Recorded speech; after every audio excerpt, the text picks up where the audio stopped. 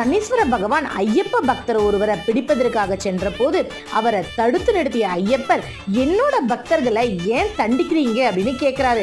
அதற்கு சனீஸ்வரர், 7.5 சனி காலம் வரும் நேரத்துல பாரபட்சம் இல்லாம எல்லாத்தையும் பிடிப்பேன், அதுதான் என்னுடைய தர்மம். மேலும் மானுடர்கள் செய்யும் கர்ம வினைகளுக்கு ஏற்ப அவர்களை தண்டிக்கிறேன். சரி, இனிமே நீங்க தரும் தண்டனைகளை என்னிடம் சொல்லுங்க.